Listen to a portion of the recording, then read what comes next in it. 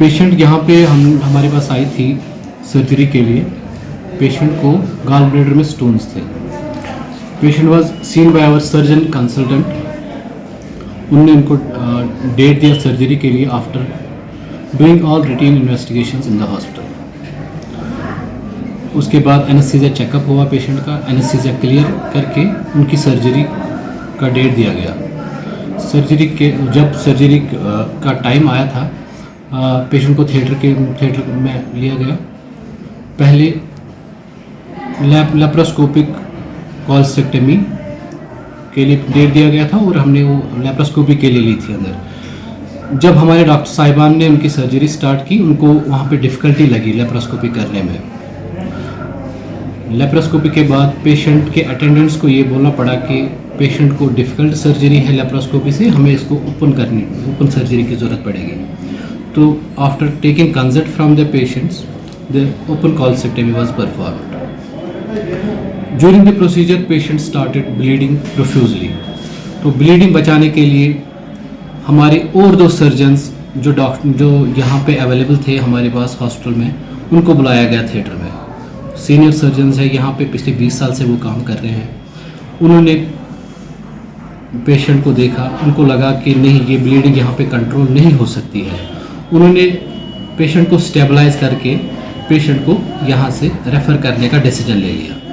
The decision was taken by 4 senior surgeons, 2 senior एनेस्थेटिस्ट्स।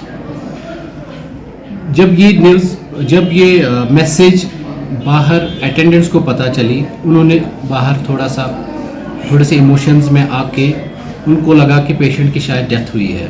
और ये false news बाहर journalist के पास आ गई, जिनने बाहर मीडिया बाइट्स ले लिए हॉस्पिटल के सहन में, जिसे थोड़ा सा अफरा तफरी यहाँ पे मच गई। पेशेंट को हमने स्टेबलाइज थिएटर में किया। पेशेंट के साथ हमने 2 डॉक्टर्स जो सर्जन डॉक्टर्स थे, एक एनेस्थेटिस्ट डॉक्टर उनके साथ दिया, 3 टेक्नीशियंस साथ दे दिए। क्रिटिकल केयर एम्बुलेंस में उनको बिठा के पेशेंट को यहाँ से रेफ़र किया।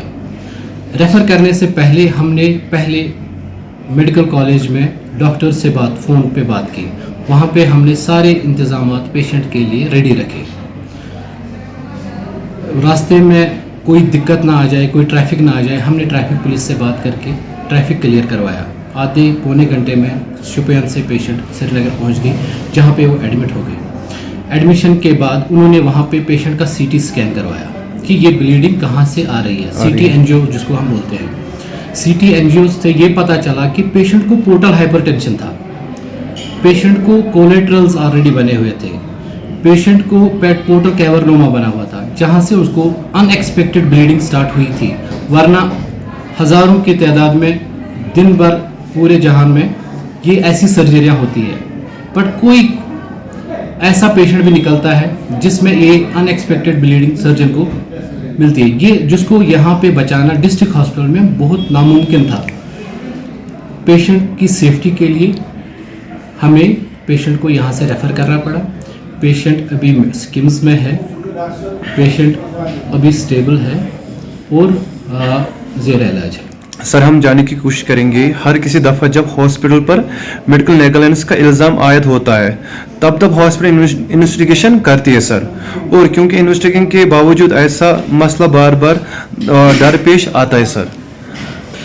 देखो, हमें एक बात ये ज़रूरी समझनी है कि मेडिकल नेगलिजेंस क्या होती है और सर्जिकल कॉम्प्लिकेशन क्या होती है। कोई भी सर्जन ये नहीं चाहेगा कि मेरा पेशेंट टेबल पे सर्जरी करते करते मर जाए। ऐसा कोई सर्जन नहीं चाहेगा। देखो, हम डॉक्टर्स हैं, हम कश्मीरी डॉक्टर्स हैं, हम आप में से ही हैं। हम आपके बीच रहते हैं, हमारा घर आपके आसपास है, हम यहाँ पे रहते हैं, हम आप में से ही। हम कुछ लोग हैं जो डॉक्टर बने हैं, जिन्हें अल्लाह ताला ने ये शोभा दिया है, ये इज़्ज़त बख्शी है कि हम आपके खिदमतगार बने। ऐसा नहीं है कि कोई डॉक्टर जानबूझ के चाहेगा नहीं मैं उसको कोई नस अंदर काट दूं और ये मर जाए टेबल पे। ऐसा तो हो नहीं सकता। बट ये अनएक्सपेक्टेड चीज़ें कभी कभी मिलती है। इसको बोलते हैं, जो एब्डोमेन होता है, this is called magic box. अंदर नहीं पता होता कि किस पेशेंट का क्या निकलेगा। हमारे पास वैसी टेक्नोलॉजीज या हमारे पास डिस्ट्रिक्ट हॉस्पिटल नहीं होते, हम हर किसी पेशेंट का MRI CT स्कैन नहीं करवा सकते हैं एक मामूली ऑपरेशन के लिए।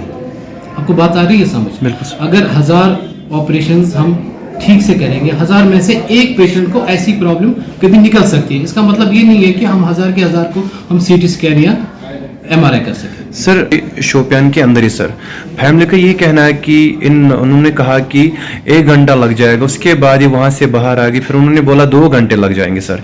इवन कि ये सोशल मीडिया पे कल न्यूज लगातार चल गई कि इन्होंने ऐसा बोला, उसके बाद उन्होंने बोला इसको आप रेफर करो सर। अब क्लियरली बताइए सर उस वक्त क्या हुआ था सर? ठीक है, अल्ट्रासाउंड में उसको गॉल ब्लैडर में पथरी दिखा रहा है।